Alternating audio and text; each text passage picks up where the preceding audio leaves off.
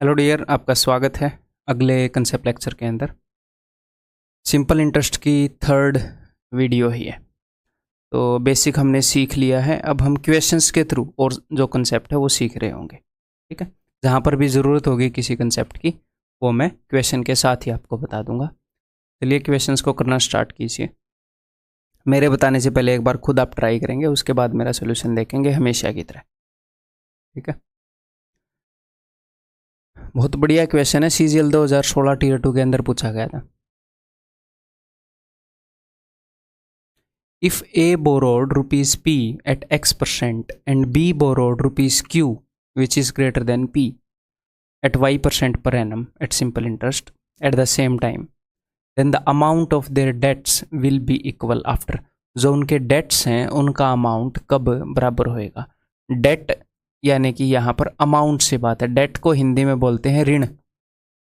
अगर आप किसी बंदे से 100 रुपये लेते हैं और मान लो 5 साल के बाद ब्याज के हिसाब से आपको 120 रुपये देने हैं, तो आपके सिर पर कितने का कर्जा है? 100 रुपये का कर्जा है या 120 रुपये का कर्जा है? 120 रुपये का कर्जा है। ऐसे तो नहीं बोलते ना कि मेरे सिर पे 100 रुपये का कर्जा है और 20 ब्याज भी देना है अलग से। तो फिर आप डायरेक्टली बोल दो 120 रुपये का कर्जा है। तो जो डेट वर्ड है ये रिप्रेजेंट करता है कि भैया अमाउंट कितना है, नेट पेएबल अमाउंट कितना है, कितना रुपया आपने पे करना है, नेट। ठीक है, तो ये बोल रहे हैं कि 2 रुपये दिए गए हैं, एक तो P X% पर और B रुपये दिए गए Y% पर, तो उनका डेट इक्वल हो जाता है। कुछ टाइम के बाद उनका अमाउंट जो है वो इक्वल हो जाता है। ठीक है, तो कितने टाइम में इक्वल होएगा? तो वो जो टाइम है वो मैंने T मान लिया कि T टाइम में इक्वल हो जाता है। तो सपोज T ईयर्स में इक्वल हो जाता है, तो हमने T की वैल्यू निकालनी है। तो P रुपए के ऊपर X% के हिसाब से T साल में कितना ब्याज लगेगा? T into X%।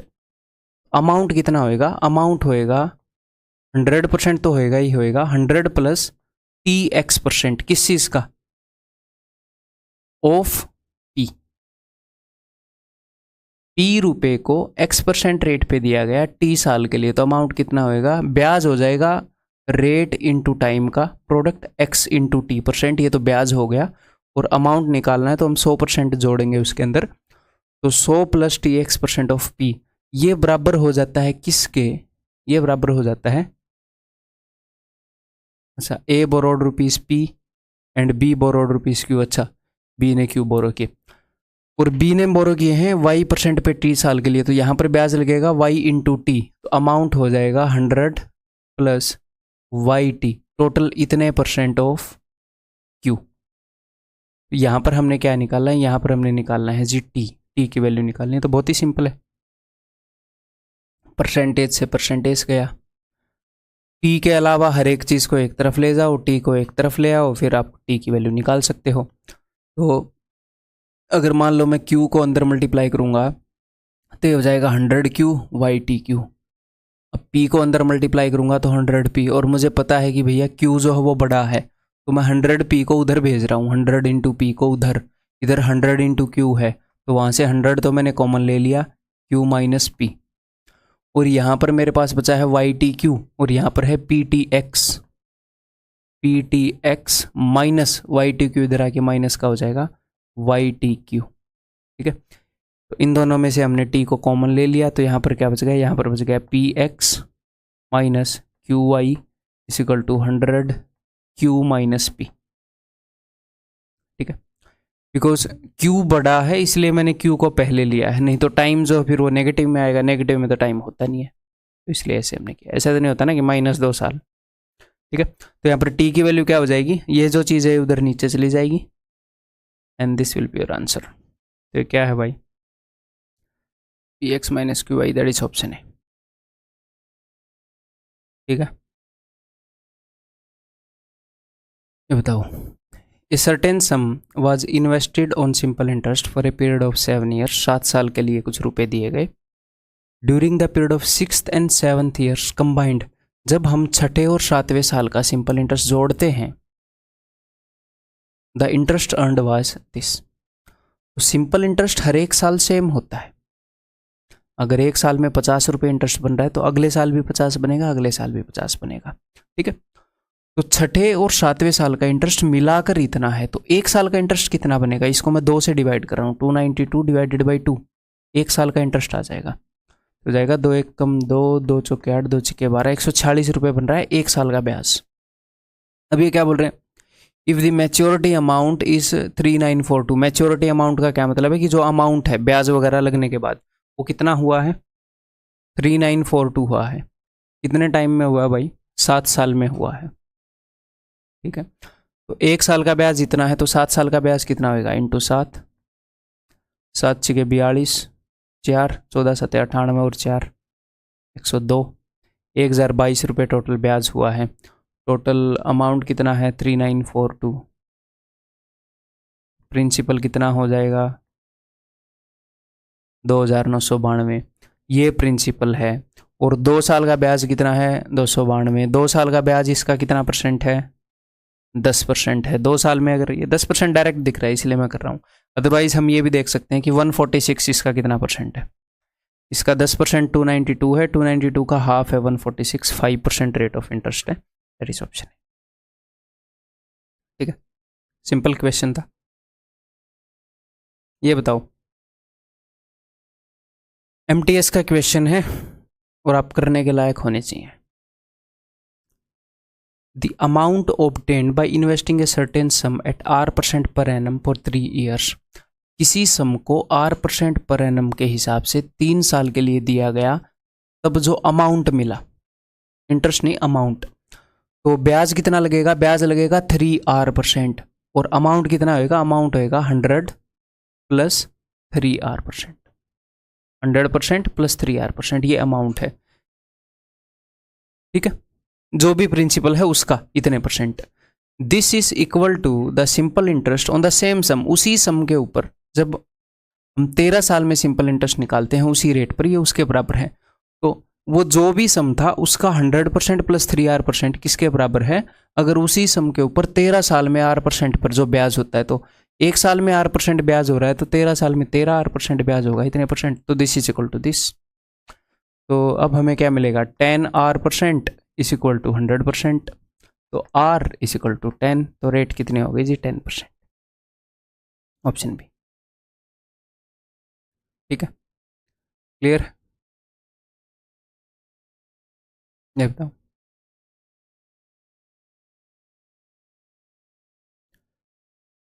An amount of ₹4000 becomes ₹4800 in 4 years, 4 साल में 4000 रुपये के 4800 रुपये बन जाते हैं। Okay, at simple interest, if the rate of interest would have been 1% per annum मोर, अगर rate of interest 1% per annum ज़्यादा होती, then what would have been the total amount, तो टोटल अमाउंट कितना होता। तो कई स्टूडेंट यहाँ पर क्या करते हैं, वो ये करते हैं कि 4000 रुपये 4800 हो गए, तो 800 रुपये ब्याज लग गया 4 साल में। एक साल में कितना ब्याज लगा, 800 बटे 4, 200 रुपये ब्याज लग गया एक साल का, तो वो इसका 5% है। तो पहले रेट 5% थी, तो आज रेट 6% है, और 6% के हिसाब से अमाउंट कितना हो जाएगा। लेकिन आपको ये सब करने की ज़रूरत नहीं है, ध्यान से देखो। इसने ये बताया है कि अगर रेट ऑफ इंटरेस्ट 1% ज़्यादा हो, तो अगर रेट ऑफ इंटरेस्ट 1% ज़्यादा होगी 1% पर एनम, तो हर एक साल में 1% का फ़ायदा हो जाएगा, ब्याज हर साल में 1% ज़्यादा हो जाएगा। पहले कितनी थी इससे फ़र्क नहीं पड़ता, अगर पहले से 2% ज़्यादा होगी तो हर साल 2% ज़्यादा हो जाएगा ब्याज, पहले से 5% ज़्यादा होगी तो 5% ज़्यादा हो जाएगा, पहले कितनी भी हो उससे 5% ज़्यादा होगी तो ब्याज 5% ज़्यादा हो जाएगा। तो अगर रेट 1% पर एनम ज़्यादा हुई तो हर साल 1% ज़्यादा हो जाएगा ब्याज, और यहाँ पर बात हो रही है 4 साल की, तो 4 साल में 4% ज़्यादा हो जाएगा। किसका 4%, प्रिंसिपल का। प्रिंसिपल कितना है ये, इसका 1% कितना है 40, इसका 4% कितना होगा 40 × 4 160, तो पहले जितना भी हुआ है ब्याज 160 रुपये और ज़्यादा हो जाएगा। पहले कितना है, पहले है 4800, 160 रुपये और ज़्यादा हो जाएगा 4960, that is option D. Clear है, क्योंकि ऐसे क्वेश्चन वो कई बार देता है, तो जो पुरानी रेट निकलती है वो कई बार फ्रैक्शन में निकलती होती है, और हमें वो निकालने की ज़रूरत भी नहीं होती। अगर मैं यहाँ पर 4800 की जगह 4700 कर देता, या 4650 कर देता, या 4677 कर देता, तो क्या ही फ़र्क पड़ता है। हाँ, उस वक्त आप रेट निकालने में टाइम लगा देते, लेकिन हमने रेट निकाल ली क्यों है, हर साल अगर 1% ज़्यादा हो रही है रेट तो 4 साल में 4% का फ़ायदा, इसमें 160 ही जुड़ने थे। ठीक है, ये क्वेश्चन बताओ फिर। A sum was invested at simple interest at X% per annum for 2.5 years.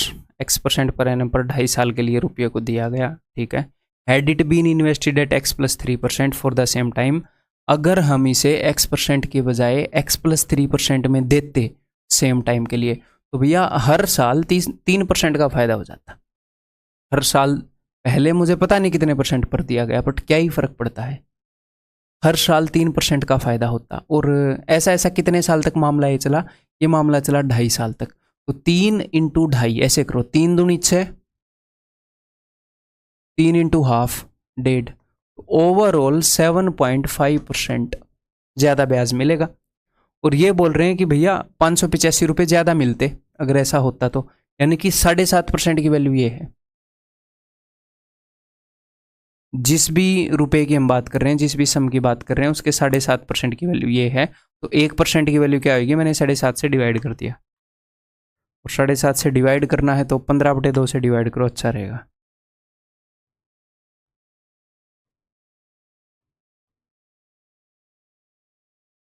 ये 1% की वैल्यू है। हमने निकालना क्या है, the simple interest on the same sum, उसी सम के ऊपर हमने सिंपल इंटरेस्ट निकालना है इतने साल के लिए, इतने परसेंट पर एनम रेट पर। यानी कि हमें इतना परसेंट निकालना है तो निकाल लो इतना परसेंट। 1% की वैल्यू गिवन है, हमने कितना परसेंट निकालना है, 4 × 12 और 2 14/3 और 14%। दैट्स इट, ये हमारा आंसर हो जाएगा। ठीक है, 15 × 45, 15 × 135, 3 से जाएगा 13 पर। यूनिट डिजिट एक बार चेक कर लो जी, 4 × 4 = 16, 6 × 2 = 8, 3 = 24, 4 यूनिट डिजिट। अच्छा, ये तो नहीं मिला, कहीं पे गलती कर बैठे हैं क्या, गलती कर बैठा है दिल। 3 दूनी 6 और 1.5 7.5, ये तो परफेक्ट है। 585, 4 × 12, 14/3 14, 4 × 4 = 6, 6 × 2 = 12, 2 × 3 = 6, यूनिट डिजिट 6 आना चाहिए, सॉरी हाँ गलती कर बैठे हम। तो आंसर इस ऑप्शन है, यूनिट डिजिट 6 आना चाहिए। पूरा कैलकुलेट करने की ज़रूरत नहीं है वैसे, एक्चुअल क्वेश्चन एग्जाम में आया हुआ।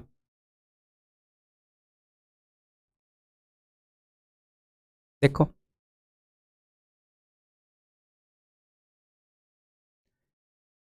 A certain sum amounts to 15,748 in 3 years at R% per annum simple interest. The same sum, वही रुपए अगर R+2% पर दे दें,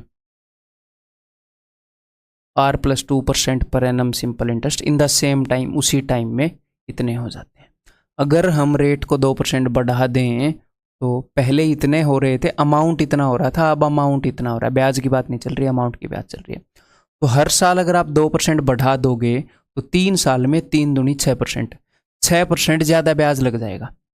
तो इन दोनों के बीच में जो गैप है ना, वो 6% को रिप्रेजेंट करता है। किस चीज़ का 6%? 6% ऑफ प्रिंसिपल, प्रिंसिपल का 6%। तो इन दोनों का गैप देखो, 10 में से 8 गए 2, ठीक है। अब यहाँ पे 0, 9 में से 4 गए 5, ऐसा ही है क्या? रुको, 10 में से 8 गए 2, 1 मैंने निकाल लिया था, 10 में से 4 गए 6, घटाना तक मेरे को आ नहीं रहा, बोलो क्या पढ़ाएंगे अब हम। 10 में से 4 गए 6, दैन 14 में से 7 गए 7। अगर 6% की ये वैल्यू है तो 1% की वैल्यू क्या होगी, 6 से डिवाइड कर रहा हूँ, 6 × 6 6 दूनी 12, 6 7 42। 100% की वैल्यू क्या होगी, ये वैल्यू आएगी। तो जो हमारा प्रिंसिपल है वो है 12,700। अब ये क्या पूछ रहा है, प्रिंसिपल तो पूछ नहीं रहा, ये तो रेट पूछ रहा है, तो कोई दिक्कत नहीं है, आर की वैल्यू पूछ रहा है। तो ये रुपए 3 साल में इतने हो गए थे, तो बताओ ब्याज कितना लगा है 3 साल में। 15,748 में से 12,700 घटाऊंगा तो आ जाएगा 3,048। तो 3 साल में 3,048 ब्याज लगा, इतने रुपए से इतने हो गए। एक साल में कितना ब्याज लगा होगा, डिवाइडेड बाई 3, ये 1 साल का ब्याज है। और हमें क्या निकालना है, रेट परसेंट, कि 1 साल में कितने परसेंट ब्याज लगा। इसका 1% कितना है, इसका 1% है 127, तो मैं 127 से डिवाइड कर दूंगा, दैट्स इट। इसके अंदर इसका 1% कितनी बार आ रहा है पता लग जाएगा, कितने परसेंट ब्याज है। 1016, 8 पे जा रहा है, 8 7 56 है ना, 9 पे तो ये जा नहीं रहा, 8.5 ये है नहीं, 9.5 ये है नहीं, तो आंसर इस ऑप्शन है 8 7 56, 12 96 और 5 101, आंसर इस ऑप्शन है। ठीक है जी, ये बताइए ₹8800 become ₹12,000 at a certain rate of interest in 4 years, 4 साल में रुपए इतने से उतने हो गए। ठीक है, हम रेट परसेंट वगैरह निकाल सकते हैं, बट ज़रूरत है क्या ये देखना पड़ेगा। If the rate of interest would have been 3% more, अगर रेट ऑफ इंटरेस्ट 3% ज़्यादा हो जाती, then find the amount at the end of 7 year, तो 7 साल के बाद अमाउंट बताओ। तो इसको हम कई तरीक़ों से कर सकते हैं, एक तरीका मैं बता देता हूँ। अगर रेट ऑफ इंटरेस्ट 3% ज़्यादा हो जाती और टाइम सेम होता 4 ईयर, तो मैं डायरेक्टली 12% ज़्यादा, इससे 12% ज़्यादा बता देता। आप बोलोगे हाँ सर, यहाँ पर तो टाइम भी अलग है, तो कोई दिक्कत नहीं है।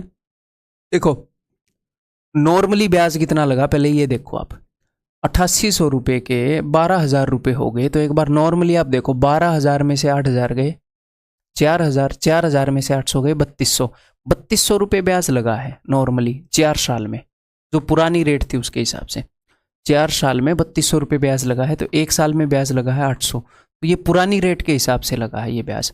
लेकिन हमें तो नई रेट के हिसाब से देखना है, तो नई रेट और पुरानी रेट में क्या फ़र्क है कि नई रेट 3% ज़्यादा है, तो 3% ज़्यादा ब्याज लग जाएगा। किसका 3%? इसका 3%, तो इसका 3% निकालो, इसका 1% है 88, इसका 3% क्या होगा 3 8 24, 3 8 24 और 2 26, 264 रुपये। तो नया ब्याज जो होगा नई रेट के हिसाब से जो ब्याज लगेगा वो ये लगेगा 1064, हर साल इतना ब्याज लगेगा। पहले हर साल इतना लग रहा था, अब हर साल इतना लग रहा है, 3% और मैंने जोड़ दिया, 3% ज़्यादा लग रहा है। पहले कितने परसेंट लग रहा था सर, हमें क्यों निकालना है भाई, कितने ही परसेंट लग रहा हो हमें कोई मतलब है, हमें कोई मतलब नहीं है। अब हर साल इतना लग रहा है और ये बोल रहा है कि 7 साल के एंड में कितना होगा, तो इसको 7 से गुणा कर दो, क्या ही दिक्कत है। तो देखो 7 के 28, 7 के 42 और 2 44, 7 एकम 7, इतना ब्याज लगेगा और ये प्रिंसिपल है, तो ये अमाउंट हो जाएगा।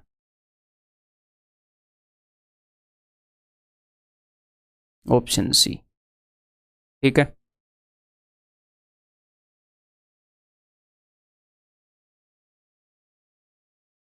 CGL 2020 टीयर 1 का क्वेश्चन है, ट्राई करो। A sum of money was lent in 2 parts in the ratio 4:5 for 4 years and 5 years respectively.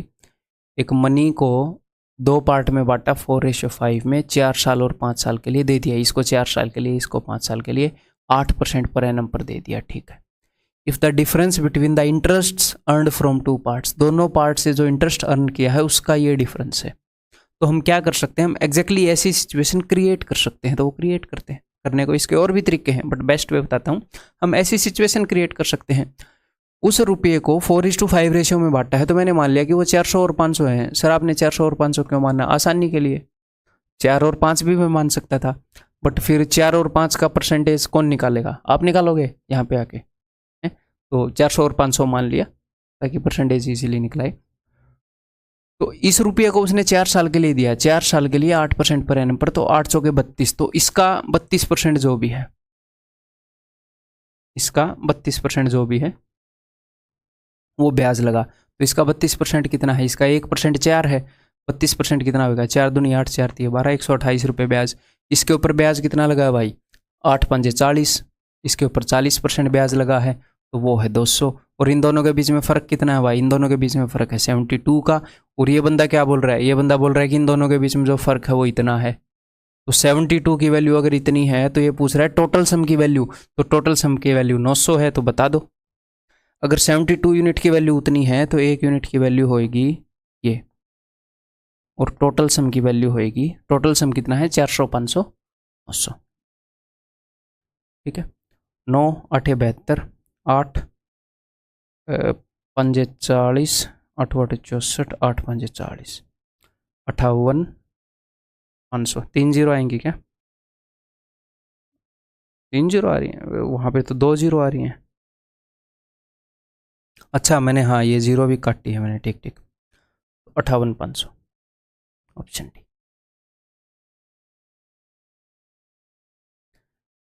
ये क्वेश्चन देखता हूं कितने लॉक करेंगे, बिल्कुल कॉमन सेंस का क्वेश्चन है।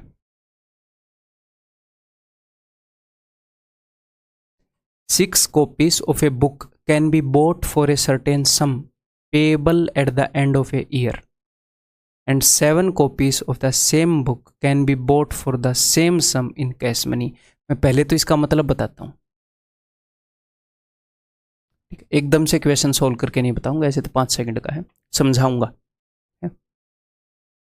किसी बुक की 6 कॉपीज खरीदी जा सकती हैं कुछ रुपए देकर, ठीक है, payable eight the end of a year. अगर आप वो रुपए eight the end of the year दें, मतलब मैं दुकान पे खड़ा हूं, मैंने आपको बोला है कि भाई अगर तुम मुझे ये रुपए 1 साल बाद दोगे तो ये लो 6 कॉपी ले लो। And 7 copies of the same book, उसी बुक की 7 कॉपी खरीदी जा सकती हैं for the same sum in cash money. तो बात क्या है, अब इसी बात को दूसरे तरीके से बताऊं कि मैंने आपको बताया है कि कुछ कैश अमाउंट है कि ये रुपए तुम आज ही मुझे दे दोगे तो मैं तुम्हें 7 कॉपी दे दूंगा। अगर तुम 1 साल बाद दोगे इतने ही रुपए तो आज मैं तुम्हें 6 कॉपी दे दूंगा, ठीक है। तो आप ये मान लो कि एक नोटबुक जो है वो 1 रुपए की है? तो मैं ये बोल रहा हूं कि अगर तुम आज कैश दे दोगे तो मैं आज ही तुम्हें 7 नोटबुक दे दूंगा। इसका मतलब क्या है, एक बार उस बाद वाली बात को भूल जाओ। आप मुझे कितना कैश दे रहे हैं, आप मुझे कैश दे रहे हो, मैं आपको 7 नोटबुक दे रहा हूं, तो जो रुपए आप मुझे दे रहे हैं उनकी वैल्यू कितनी है, कितनी नोटबुक के बराबर उनकी वैल्यू है? 7 नोटबुक की कीमत के बराबर वैल्यू है, क्योंकि आज आप मुझे कैश दोगे मैं आपको 7 नोटबुक दूंगा। तो मैं जो आपसे कैश रुपए ले रहा हूं ना, वो 7 नोटबुक की वैल्यू के बराबर है। तो एक नोटबुक 1 रुपए की मान लो, तो आप ऐसे मान लो कि आज मैं आपसे 7 रुपए लूंगा और 7 नोटबुक दे दूंगा।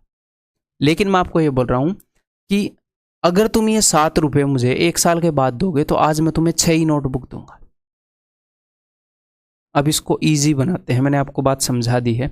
अब देखो, एक नोटबुक की कीमत 1 रुपए है, तो आज मैं आपको नोटबुक कितनी दे रहा हूं, ये वाली देखो, 6 नोटबुक दे रहा हूं। तो 6 नोटबुक की कीमत कितनी है, 6 रुपए है 6 नोटबुक की कीमत, तो एक नोटबुक की कीमत 1 रुपए है। और मैं ये बोल रहा हूं या तो आज 7 रुपए दे दो मुझे, आज के आज 7 नोटबुक ले लो, हमें कोई दिक्कत नहीं है, या फिर तुम 1 साल के बाद 7 रुपए दे दो, 1 साल के बाद 7 रुपए दे दो। आज जो मैं तुम्हें चीज दूंगा वो 6 रुपए की ही दूंगा। तो एक हिसाब से मैंने क्या किया, मैंने आज आपको 6 रुपए की चीज दी और 1 साल बाद आपसे 7 रुपए लिए। तो कितना ब्याज ले लिया मैंने 1 रुपए का ब्याज ले लिया 6 रुपए के ऊपर। प्रिंसिपल के ऊपर देखोगे ना तो 1/6 मैंने ब्याज लिया है, 16.66%। एक बार फिर से बता दूं, ठीक है। अब इसको दूसरे तरीके से बताऊं। बात यह है कि भाई कि जो कैश रुपया आप आज ही दे दोगे तो मैं आपको 7 नोटबुक दे दूंगा। अब इसको दूसरी भाषा में बता रहा हूँ, आज ही कैश दे दोगे तो 7 नोटबुक दे दूंगा, यही कैश 1 साल बाद दोगे तो 6 नोटबुक दूंगा, ठीक है।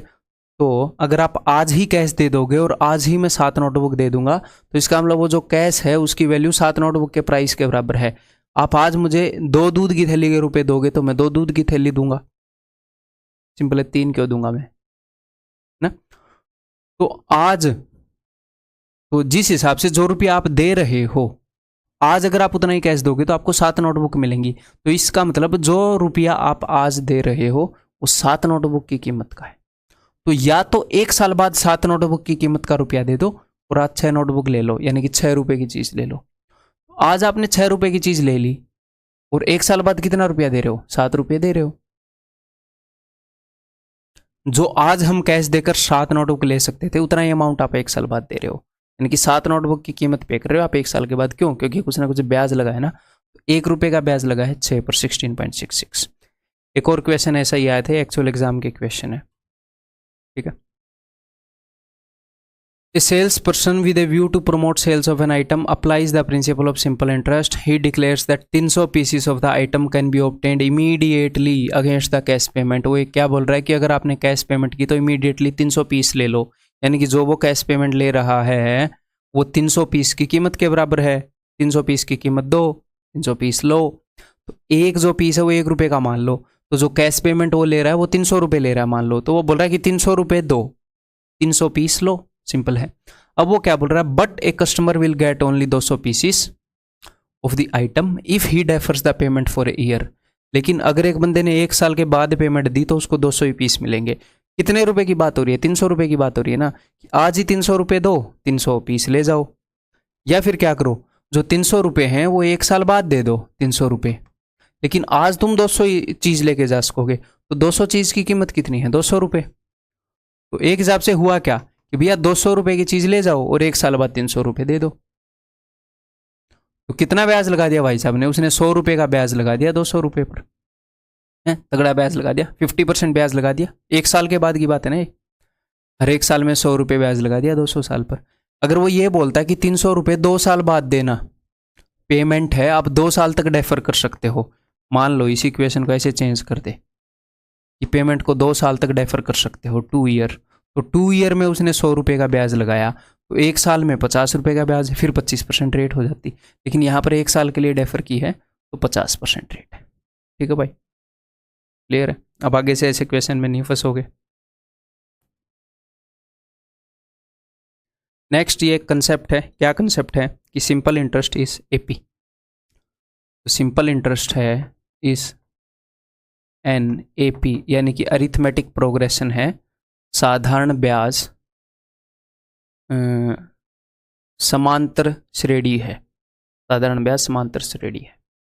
क्या मतलब है इसका वो मैं आपको बता देता हूँ, वो इस क्वेश्चन के हिसाब से आपको समझ में आ जाएगा। क्वेश्चन के साथ देखो, जब मैं क्वेश्चन करवाऊंगा इसके अंदर 5 क्वेश्चन छुपे हुए हैं। A sum of money will amount to 760 in 3 years.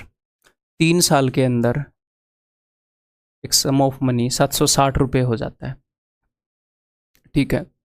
And to 840 in 7 years, और 7 ईयर्स के अंदर 840 हो जाता है, ठीक है, at simple interest. Then answer the following. तो ये क्वेश्चन बताओ। तो मुझे एक बात बताओ कि कितना टाइम हुआ है, तो टाइम हुआ है भाई साहब 4 साल, 4 ईयर्स। ये 3 साल में इतना था, 7 साल में इतना है, दोनों सिचुएशन के बीच टाइम में कितने का गैप है, 4 साल का गैप है। और रुपए में कितने का गैप हो गया है, रुपए में हो गया भाई साहब 80 रुपये का गैप, यानी कि 4 साल के अंदर 80 रुपये ऐड हो गए। 4 साल के अंदर कितने रुपए ऐड हो गए, 80 रुपये ऐड हो गए। अब एक बार इसी सिचुएशन को हम यहाँ पर देखते हैं। मान लो प्रिंसिपल है जी 1000 रुपये, रेट है भाई साहब 10% पर एनम, ठीक है। तो प्रिंसिपल 1000 रुपये हो गया, 1 साल के बाद कितना हो जाएगा अमाउंट, 1000 रुपये है, 10% ब्याज लग रहा है, इसका 10% क्या है 100 रुपये, तो 1100 रुपये। 2 साल के बाद अमाउंट कितना हो जाएगा 1200 रुपये, 100 रुपये ब्याज और लग जाएगा। 3 साल के बाद अमाउंट कितना हो जाएगा 1300 रुपये। तो ये जो रुपया ऐड हो रहा है 100 रुपये हर साल, ये क्या हो रहा है, ये है 1 ईयर का SI, 1 ईयर का सिंपल इंटरेस्ट, 1 ईयर का ब्याज, 1 साल का ब्याज।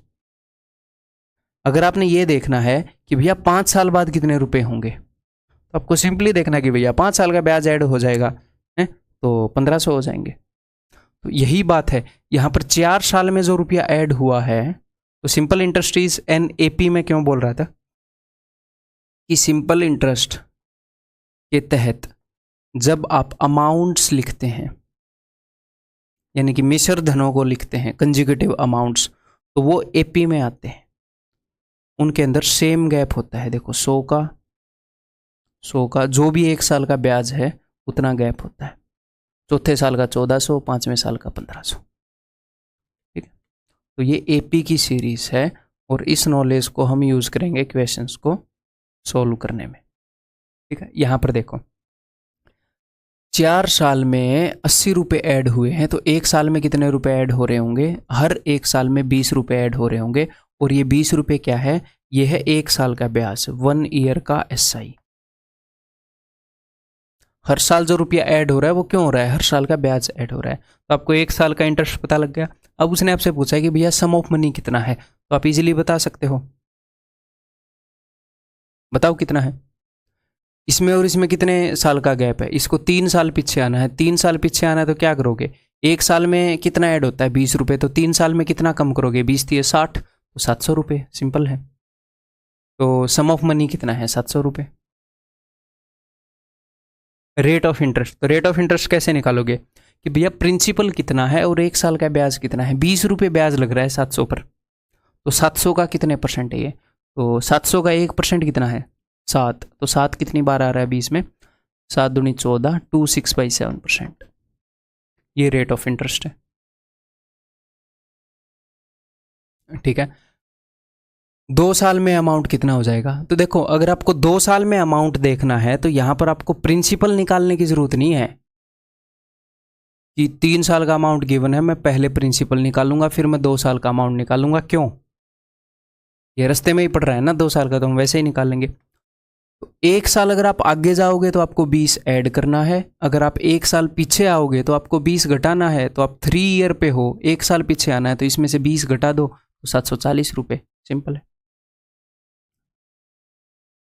अगर आपको 20 साल में अमाउंट निकालना है तो कोई दिक्कत नहीं है। 7 ईयर से आपने कितना आगे जाना है, आपने 13 साल आगे जाना है, 20 साल में निकालना है। तो 1 साल आगे जाने के लिए हम 20 रुपये जोड़ते हैं, 13 साल आगे जाने के लिए हम 260 रुपये जोड़ देंगे।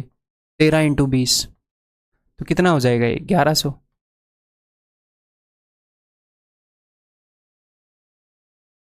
क्लियर है। तो हर साल में जितने रुपये जुड़ेंगे हर साल में उतने ही जुड़ते रहेंगे जब तक रेट चेंज नहीं होगी, ठीक है। अमाउंट ₹914 हाउ मेनी ईयर्स, तो 940 अमाउंट कितने सालों में होएगा, तो कोई दिक्कत नहीं है, दिक्कत इज नॉट देयर। तो हमें ये पता है कि भैया 7 साल में 840 हो रखा है, हमने 940 देखना है, तो कितना एक्स्ट्रा, 100 एक्स्ट्रा ऐड हुआ है। हर साल में 20 एक्स्ट्रा ऐड हो रहा है, तो 100 ऐड होने के लिए 5 साल लगे होंगे, तो 7 और 5 12, 12 साल में अमाउंट इतना हुआ, ठीक है। तो यहाँ पर आंसर क्या आ जाएगा, 12 ईयर्स। क्लियर है, समझ में आ गया। तो मैंने एक ही क्वेश्चन के अंदर 5 क्वेश्चन फ्रेम कर दिए। जिस भी तरीके से क्वेश्चन फ्रेम किए जा सकते हैं वो सारे मैंने इसके थ्रू आपको दिखा दिए हैं। अब एक्चुअल एग्जाम में आए हुए क्वेश्चन हम आगे करते हैं। ये बताओ, अब ये क्वेश्चन आपको कर लेने चाहिए और उसके बाद मेरा सोल्यूशन भी देख लेना चाहिए। A sum lent out at simple interest amounts to this in 1 year, 1 साल में इतना हो जाता है। और हाँ, वहाँ पर ऐसे कलाकृतियाँ नहीं बनानी है कि भैया 1 साल में इतना हो रहा है, 4 साल में इतना हो रहा है, ऐसे मत करना, ठीक है। मन मन में ही कर लो, कम लिखो, जैसे अभी मैं करके दिखाऊंगा। 1 साल में इतना हो गया, 4 साल में इतना हो गया, तो कितना ऐड हुआ सिर्फ ये देखो। तो इसमें से इसको घटाओ, ऐसे घटाने की आदत भी डाल लो। कई बार बच्चे ऐसे लिख के घटाते हैं, ऐसे घटाने की आदत डाल लो, स्क्रीन पे देख के। एग्जाम में भी ऐसे कंप्यूटर की स्क्रीन होगी, तो धीरे धीरे आप एक्लमटाइज हो जाओगे, कस्टम हो जाओगे। 14 में से 6 गए 8, ठीक है। और हाँ, मेरी स्पीड इतनी स्लो नहीं है जितनी आपके सामने दिख रही है, मतलब क्योंकि इतनी बड़ी स्क्रीन पर इतना बड़ा कंप्यूटर किसी के पास नहीं होता। जब मैं कंप्यूटर पर बैठा होता हूँ तो जितनी मेरे को यहाँ पे आपकी स्पीड दिख रही है ना, आपको मेरी उससे ज़्यादा है मेरी स्पीड। कई बार मैं यहाँ पे तो घटा भी नहीं पाता हूँ, ऐसे अजीब सा लगता है। 14 में से 6 गए 8, तो ये कितना हो गया भाई, 9 में से 7 गए 2 और 14, ठीक है, 74, ठीक है। तो ये जो ब्याज लगा है ये कितने टाइम में लगा है, ये मैंने ठीक तो किया है ना, ये 3 साल में लगा है। 1 साल में अमाउंट इतना था, 4 साल में इतना हो गया, तो 3 साल का गैप है, 3 साल में इतने रुपए ऐड हो पाए, तो ये 3 साल का ब्याज है, आपको 1 साल का ब्याज मिल जाएगा। यहीं पे लिख लेते हैं, 3 चौके 12, 3 7 21, 3 6 18, 476 रुपये है 1 साल का ब्याज। और 1 साल का अमाउंट ये है, तो फिर आपको प्रिंसिपल मिल जाएगा, है ना। इसमें से 1 साल का ब्याज घटा दो, 76 में से 76 गए 0 0, 60 में से 4 गए 56, तो 5600 रुपये प्रिंसिपल है। ये तो नहीं हो सकता, ये तो नहीं हो सकता, ठीक है। तो 5600 रुपये प्रिंसिपल है और ये 1 साल का इंटरेस्ट है, 1 साल का सिंपल इंटरेस्ट ये है। तो कितने परसेंट लगा है ये, या तो 9% लगा होगा या 8.5% लगा होगा। तो मैं देख लेता हूँ 9% लगा है कि नहीं। इसका 1% कितना है, इसका 1% है 56, तो 9% कितना होगा, 9 6 54, यूनिट डिजिट 4 आना चाहिए अगर 9% है तो 9% तो है नहीं, निकाल लूंगा क्यों मैं आंसर इस ऑप्शन भी, ठीक है। ऐसे हम ऑप्शंस को यूज़ कर सकते हैं। ये बताओ, if a sum of money becomes 4000 in 2 years, 5500 in 4 years and 6 months, तो 2 साल में इतना हुआ है, 4 साल 6 महीने में इतना हुआ है, तो कितना टाइम बीत गया? 2 साल 6 महीने, 2.5 साल बीत गया। इस 2 साल के बाद यहाँ तक पहुँचने में 2.5 साल बीत गए। 2.5 साल में रुपए कितने ऐड हुए? 1500 रुपये ऐड हुए। तो 1500 रुपये ब्याज लग गया है भाई साहब 2.5 साल में। तो 1 साल का ब्याज कितना है? 2.5, 2.5 से मैं डिवाइड करूँगा, यानी कि 5/2 से, तो ये 1 साल का इंटरेस्ट आ जाएगा। 1 साल का इंटरेस्ट है भाई साहब 600 रुपये। क्लियर है? At the same rate of interest per annum then the rate of simple interest is, तो सिंपल इंटरेस्ट की रेट कितनी होगी? अगर 1 साल का ब्याज 600 रुपये है तो 2 साल का ब्याज कितना होगा? तो 2 साल का ब्याज होगा 1200। तो 4000 में से 1200 घटा दो, 2800। तो प्रिंसिपल है भाई साहब 2800। 2800 प्रिंसिपल है, 1 साल का ब्याज 600 है, तो बताओ रेट कितनी है? तो बता दो कितने परसेंट है ये 600? किसका? 2800 का। 2800 का 1% कितना है? 28। तो देख लो कितनी बार 28 इसमें आया है। 4 से कटेगा, 4 7 4 150, तो 21 7 147, 21 3/7%। ऑप्शन है, ठीक है। इस दिस ठीक। सर्टेन सम ऑफ मनी, मेरे बताने से पहले खुद कर लेना, ठीक है। ये ना मैं फ्लो में ऐसे बोल रहा हूँ, आप भी साथ में फ्लो में मूवी की तरह देख रहे हो, ठीक है। मैं एक्टर जैसा दिखता हूँ, बट ये नहीं है कि आप मेरी क्लासेस को मूवी की तरह देखोगे, ठीक है। A certain sum of money amounts to this in 3 years at simple interest at R% per annum, तो 3 साल में इतना अमाउंट हो रहा है, 4.5 साल में इतना अमाउंट हो रहा है, तो टाइम के बीच में कितने का गैप है? टाइम के बीच में गैप है 1.5 साल का। तो ये जो भी ब्याज ऐड हुआ है ये 1.5 साल में ऐड हुआ है। 1.5, अभी 1.5 2.5 वगैरह में आप कंफर्टेबल हो ना? 1.5 इज 1.5, 2.5 इज 2.5, ठीक है। इसमें से मैं इसको घटा रहा हूँ। अब 9 में से 6 गए 3, 14 में से 6 गए 8, देन 107 में से हो जाएगा तो 10, 1083।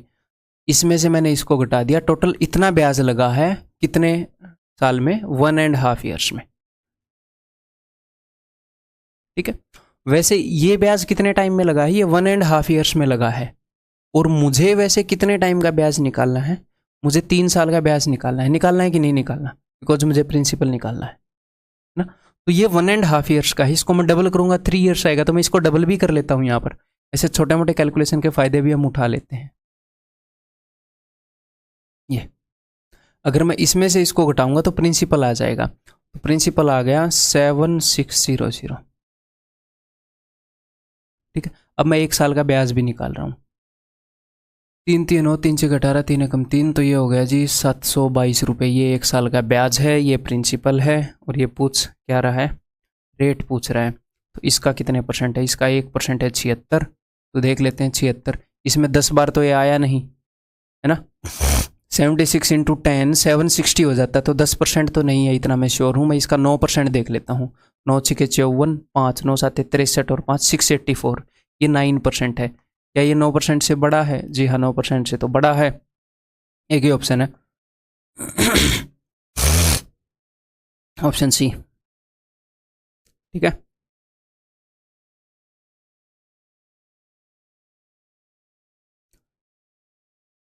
ध्यान से पढ़ना इसे क्वेश्चन को।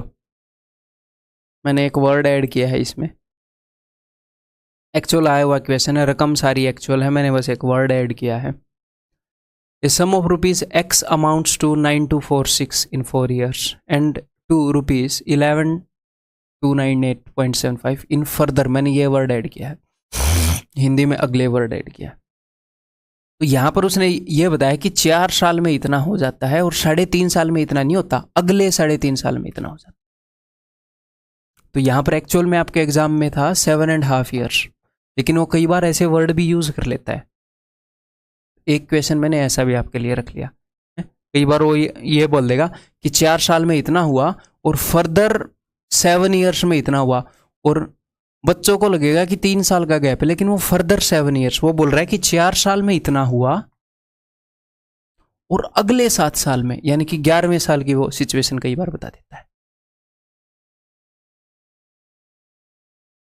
ठीक है। तो यहां पर उसने डायरेक्टली बता दिया कि 4 साल में इतना हो गया और आगे अगर आप 3.5 साल और देते हो तो वो इतना हो जाता है। तो 3.5 साल में कितना ऐड हुआ हम ये देख लेते हैं। और ऐसी छोटी मोटी कैलकुलेशन कई बार हो जाती है एग्जाम में, ठीक है, आ जाती है। एक्चुअली आया हुआ इक्वेशन है वही लिया है। 8 में से 6 गए 2, 9 में 4 गए 5, 112 में से 92 गए 20। ये जो इंटरेस्ट है ये 3.5 ईयर्स का है, तो मैं इसको डिवाइड कर रहा हूँ 3.5 से, यानी कि 7/2 से। ये 1 ईयर का इंटरेस्ट है, ठीक है। लिए जी देखते हैं।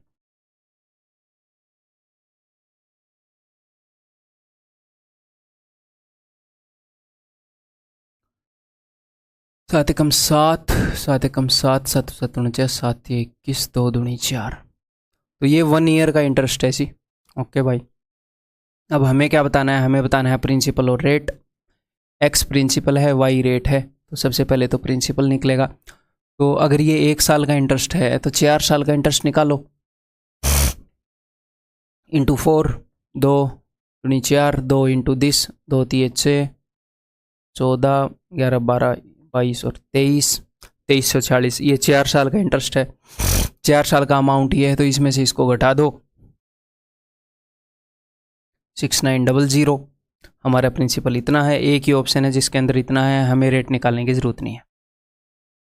दैट इज ऑप्शन है। क्लियर है?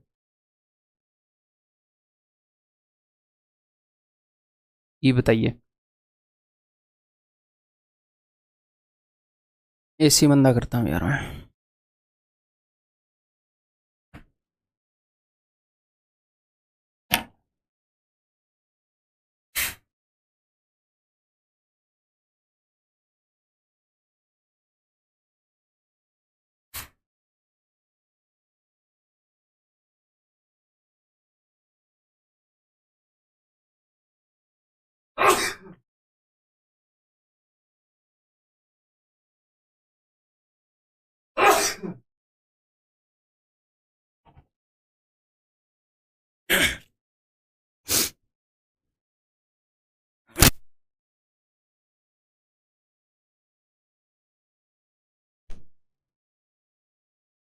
हेलो। ओके,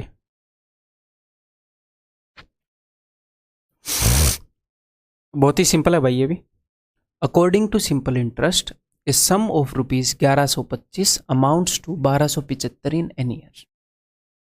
1125 रुपये हैं, ये 1275 हो जाते हैं एन साल के अंदर, ठीक है। And 2 rupees 1375 in another 4 years, और 1375 और अनदर 4 ईयर्स में। तो 4 साल के अंदर कितना ऐड हुआ? 100 रुपया ऐड हो गया। कितने साल में? 4 साल में। 1 साल में कितना ऐड हो रहा है भाई? 25 रुपये, ठीक है। यहाँ पर कितना ऐड हुआ है भाई? यहाँ से लेकर यहाँ तक, यहाँ पे ऐड हुआ है 150 रुपये।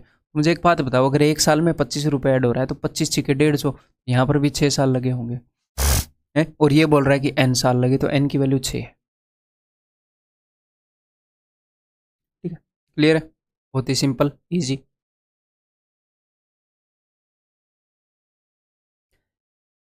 At a certain rate of simple interest, if the ratio of amount after 2 years to the amount after 4 years is 9:14, simple interest की किसी रेट पर 2 साल में जो अमाउंट हुआ है वो 9 है, तो 4 साल में जो अमाउंट हुआ है वो 14 है, ठीक है। Then the ratio of principal and the amount after 7 years. तो देखो, 2 साल के अंदर कितना ऐड हो गया? 2 साल के अंदर ऐड हो गया जी 5। इससे जब आप 2 पीछे आओगे, यानी कि प्रिंसिपल, ये 2 साल बाद की बात है, इससे 2 साल पहले होगा प्रिंसिपल, तो आप यहाँ से 5 पीछे आ जाओगे, 4, तो प्रिंसिपल 4 हो गया। फिर ये क्या बोल रहे हैं? ये बोल रहा है कि 7 साल के बाद जो अमाउंट है, कोई दिक्कत नहीं है भाई। अगर 2 साल में 5 रुपये ऐड हो रहे हैं तो 1 साल में कितने ऐड हो रहे होंगे? 1 साल में ऐड हो रहे होंगे 5/2। और यहाँ पर कितने साल हैं? यहाँ पर 3 ईयर्स हैं, 3 साल हमें आगे जाना है, तो 3 साल में कितने ऐड हो रहे होंगे? ऐसे 15/2, यानी कि 7.5। 14 में 7.5 जोड़ दो, 7 और 4 11, 21.5। तो भैया प्रिंसिपल अगर 4 यूनिट है तो 7 साल के बाद का अमाउंट इतने यूनिट है। अब रेशियो में जब हम बताते हैं तो पॉइंट में चीज़ों को नहीं रखते, तो दोनों को डबल कर दो ताकि पॉइंट में ना रहे। 4 का डबल 8 और 21.5 का डबल, 21 दूनी 42 और 1 43, ये रेशियो आ जाएगा। Option C. ठीक है, ये बताओ। सिंपल इंटरेस्ट काफी सिंपल है, कंपाउंड इंटरेस्ट को भी सिंपल बना देंगे, टेंशन मत लो। A sum of money doubles itself in 8 years. In how many years will it treble? अगर एक सम ऑफ मनी डबल हो रहा है 8 साल में, तो ट्रिपल कितने टाइम में होएगा? तो जो इस तरह के क्वेश्चन है सिंपल इंटरेस्ट के, वो हमें कैसे देखने होते हैं? बिकॉज सिंपल इंटरेस्ट जो है वो उसके जो अमाउंट्स हैं वो एपी की सीरीज की तरह चलते हैं। ठीक है, तो जब भी सिंपल इंटरेस्ट का इस टाइप का क्वेश्चन हमने करना है, हमने ये देखना है कि कितना ऐड हुआ,